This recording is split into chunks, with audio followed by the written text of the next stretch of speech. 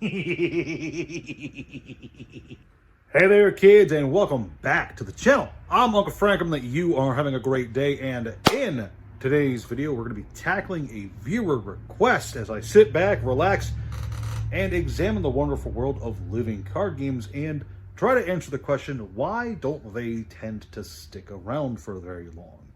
Now, if you're relatively new to the world of card games, you might not know what a living card game is. Well, you see, back in the day, Fantasy Flight Games, I believe, they got the idea to take a trading card game and knock the trading card aspect out of it. Instead of giving us random booster packs and randomized booster boxes, they would give us the full product all in one go.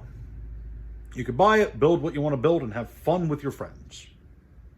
That's a living card game. There would still be expansions. There would still be add-ons, bonus sets. Some would even have promo cards. And over the years, the living card game subgenre has grown and expanded and contracted time and time again. There's been a few really solid ones over the years. There was Game of Thrones was one I remember playing quite a bit. Arkham Horror is one that I think is still around. 2019 had Marvel Champions, which was an interesting one, to say the least. But if you look at the slew of living card games that have hit the market since they were introduced back in the back in the early 2010s, I would say, it's kind of easy to notice that not a lot of them are still in production. In fact, most of them only get a handful of sets before they stop getting support. And I think it's something worth at least taking a look at and examining. And, part of it is just the fact that it is hard to support a game that does not have a constant revenue stream, okay? That's really the biggest thing, I think, that separates a living card game from a trading card game, okay? When you have a product like Pokemon, fans are encouraged to buy more and more to get the card they want. That collectability aspect of the game, that financial aspect of the game, that is a huge driver. With something like Pokemon, or Magic the Gathering, or Yu-Gi-Oh!, or Flesh and Blood, or whatever, fans, especially diehard fans, are basically motivated. They're incentivized to buy more and more of the same product to try and get all the shiny cardboard they want. A living card game does not have that incentive. In fact, a living card game has negative versions of that incentive because since you're getting the full product all in one go, there's a lot more pressure, I think, on the company to make that product as solid as possible every single time. Every release of that card game has to be as good as it could feasibly be. A lot of times with regards to trading card games, draft chaff is excused, or it's given the excuse of, well, there needs to be dud cards in the pack to A, provide some game balance, and B, allow the chase to even exist in the first place. If every card in the randomized pack was the same level of good, well, then the whole rarity system would be thrown out of whack, and there'd be no reason whatsoever for repeat players and repeat customers, there we go, that was the word that was slipping through my brain, repeat customers to come back and buy more. If everything was just as good as everything else, the booster pack experience would not be as good, right? Now, in addition to just the overall quality of the games needing to be really high, that collectability, that secondary market aspect that a lot of trading card games brings to the table, that's a huge aspect of it, okay? When you purchase the full contents of a game, and you're given the ability to you have access to all the cards, there is zero reason for you to ever engage with a secondary market. It's just a fact. If you get all the cards in one go, no incentive for a secondary market to exist. If there's no incentive for a secondary market to exist, then there's less incentive for more products to sell, which means there's less incentive for stores to host as many sealed product of that, as much sealed product of that game as they otherwise might. This flow of incentives from distribution to store to players is something I've talked about before on the channel, where I mentioned that, hey, the more players are incentivized to purchase sealed products, the better the game can be overall. This is a problem when you compare regular booster boxes to things like collector booster boxes in Magic the Gathering. Less incentive is given for the regular play boosters to be opened, and in a vacuum, that can lead to damage to the overall market. Well, the same thing is true for living card games. If a store only has to stock so many boxes of a given living card game product, then the overall market cap of that living card game is much smaller than you might otherwise think. It falls into board game territory. How much incentive is there for one person to buy multiple copies of a board game? Virtually none. In fact, a group of friends, of 4 people who want to get together on a game night, a board game, maybe only one board game needs to be bought between the 4 of them. The same can be said of a living card game. You know, only 1 or 2 copies of a given expansion might need to be purchased in order for a group of friends to get quite a bit of enjoyment out of that. And that does hurt the bottom line of stores that might otherwise think that this product is good, or at least financially good. Because, I don't know, I think Arkham Horror is pretty fine. I've not played an infinite amount of living card games over the years. I have played card games that are not trading card games. My favorite is the Bloodborne card game. If you ever have a chance to try that one out, give that one a try. I really like it quite a lot. But the core issue here is that, yeah, that collectability, that secondary market aspect to it, that chase, that hunt for rare cards or rare foil versions of cards, that can really drive up the market value of a given game. And the fact that living card games don't have access to that by virtue of the way that their product distribution model exists means that every other aspect of the game has to be as solid as possible to ensure longevity.